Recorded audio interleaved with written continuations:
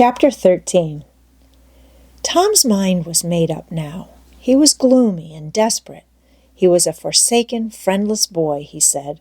Nobody loved him when they found out what they had driven him to. Perhaps they would be sorry. He had tried to do right and get along, but they would not let him, since nothing would do them but to be rid of him.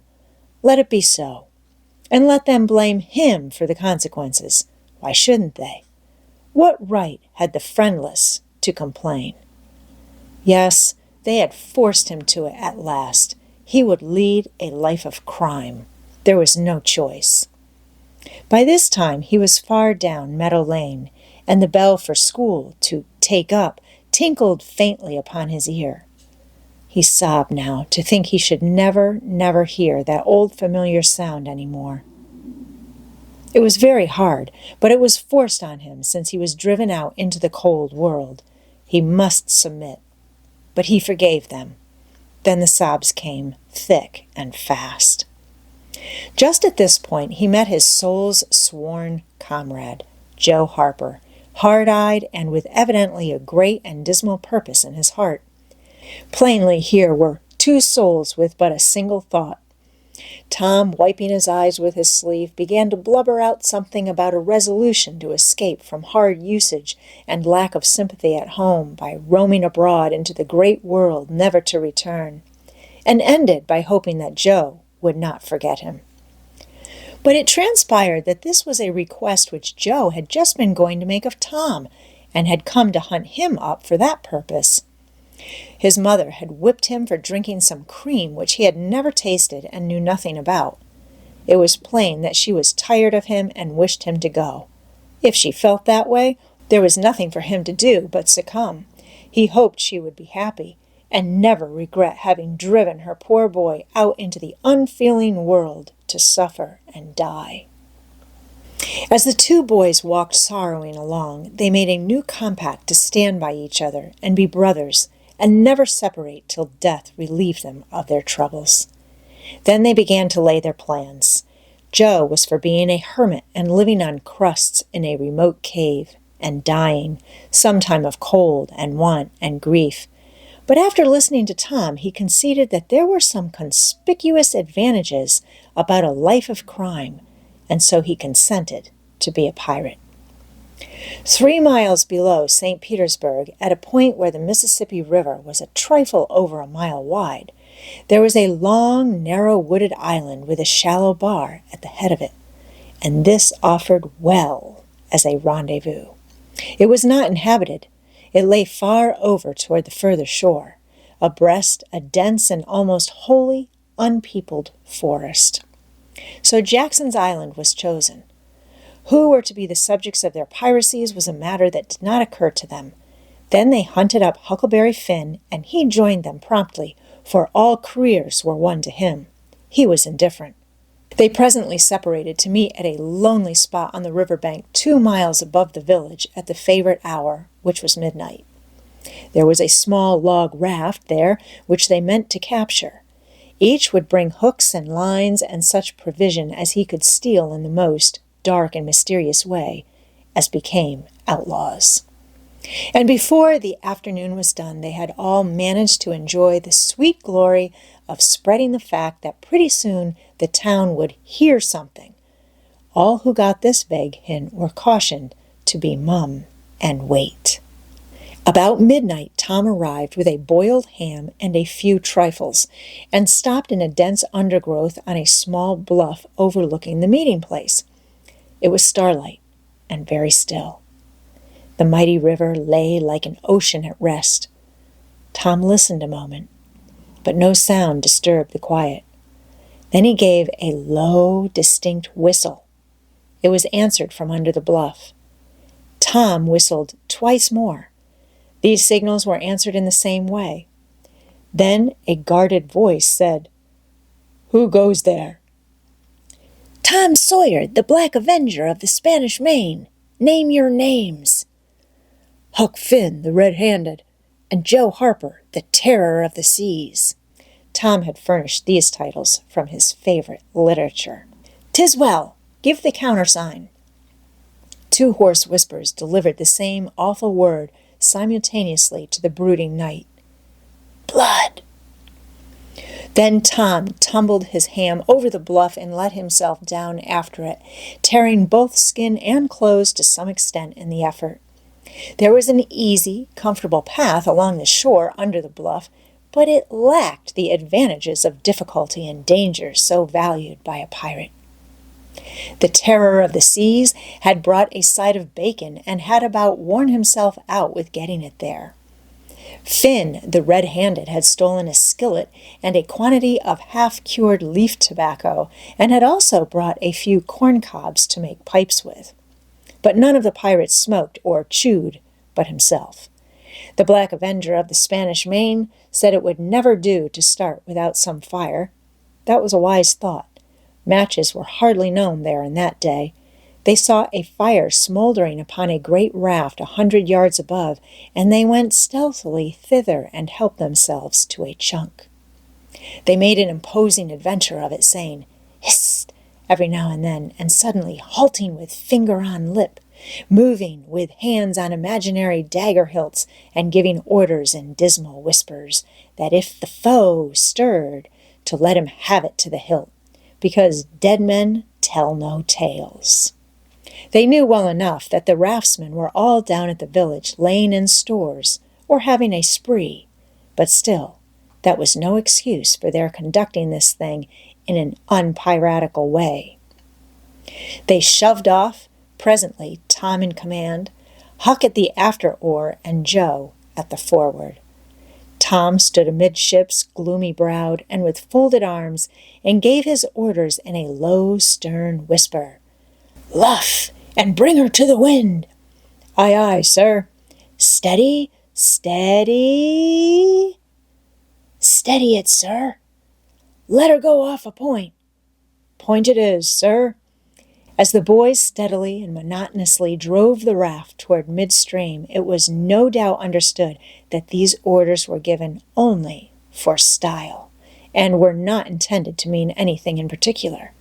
"What sail's she carrying?" "Courses, topsails, and flying jibs, sir." "Send the royals up. Lay out aloft there, 6 of ye, fore-top mast-uns'l. Lively now." "Aye, aye, sir." "Shake out that main-st'gallons'l.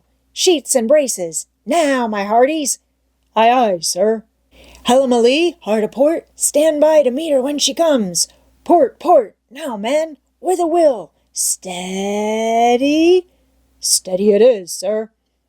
The raft drew beyond the middle of the river. The boys pointed her head right, and then lay on their oars. The river was not high, so there was not more than a 2 or 3 mile current. Hardly a word was said during the next 3/4 of an hour. Now the raft was passing before the distant town. 2 or 3 glimmering lights showed where it lay, peacefully sleeping, beyond the vague, vast sweep of star-gemmed water, unconscious of the tremendous event that was happening. The Black Avenger stood still with folded arms, looking his last upon the scene of his former joys and his later sufferings, and wishing she could see him now, abroad on the wild sea, facing peril and death with dauntless heart, going to his doom with a grim smile on his lips. It was but a small strain on his imagination to remove Jackson's Island beyond eye-shot of the village, and so he looked his last with a broken and satisfied heart. The other pirates were looking their last too, and they all looked so long that they came near letting the current drift them out of the range of the island. But they discovered the danger in time and made shift to avert it. About 2 o'clock in the morning, the raft grounded on the bar 200 yards above the head of the island, and they waded back and forth until they had landed their freight. Part of the little raft's belongings consisted of an old sail, and this they spread over a nook in the bushes for a tent to shelter their provisions, but they themselves would sleep in the open air in good weather, as became outlaws. They built a fire against the side of a great log 20 or 30 steps within the somber depths of the forest, and then cooked some bacon in the frying pan for supper, and used up half of the corn pone stock they had brought. It seemed glorious sport to be feasting in that wild, free way in the virgin forest of an unexplored and uninhabited island, far from the haunts of men, and they said they never would return to civilization. The climbing fire lit up their faces and threw its ruddy glare upon the pillared tree trunks of their forest temple, and upon the varnished foliage and festooning vines. When the last crisp slice of bacon was gone, and the last allowance of corn pone devoured, the boys stretched themselves out on the grass, filled with contentment. They could have found a cooler place, but they would not deny themselves such a romantic feature as the roasting campfire. "Ain't it gay?" said Joe. "It's nuts," said Tom. "What would the boys say if they could see us?"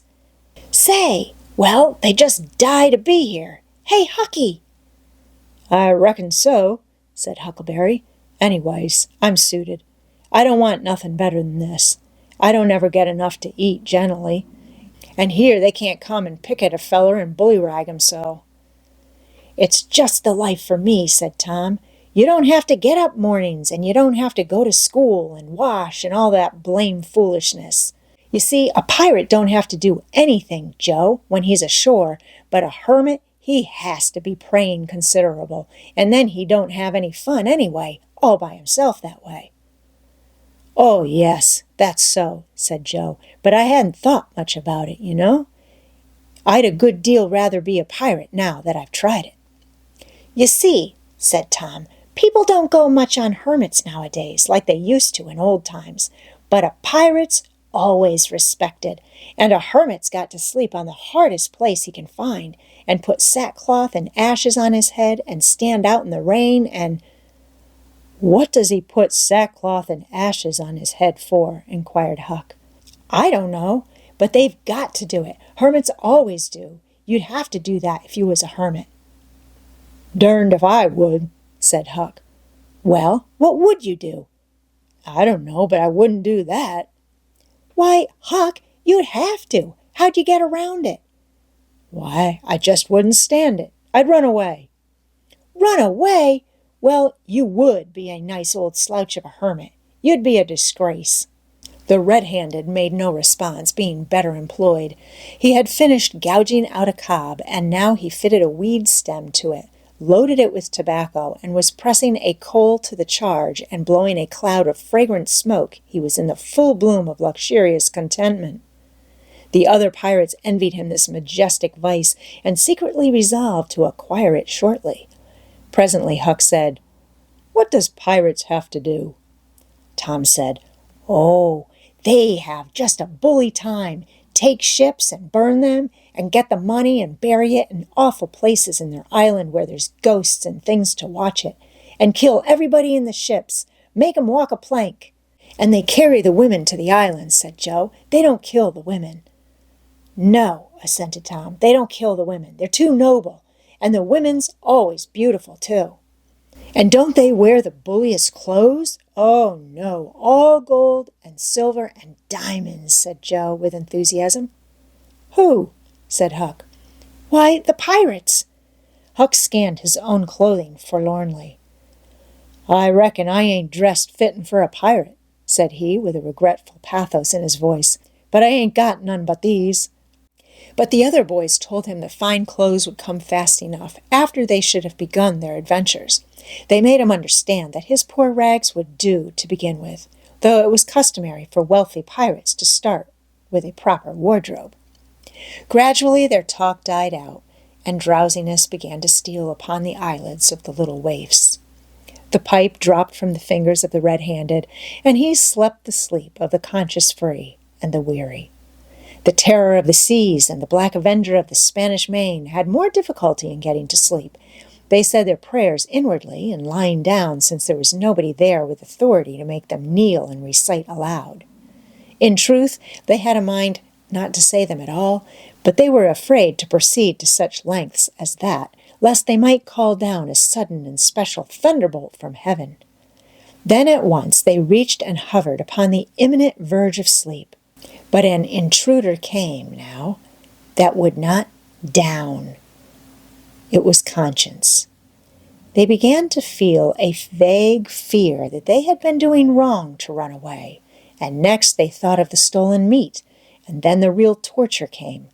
They tried to argue it away by reminding conscience that they had purloined sweetmeats and apples scores of times, but conscience was not to be appeased by such thin plausibilities.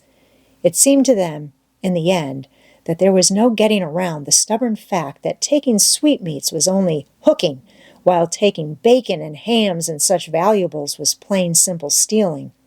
And there was a command against that in the Bible. So they inwardly resolved that so long as they remained in the business, their piracies should not again be sullied with the crime of stealing.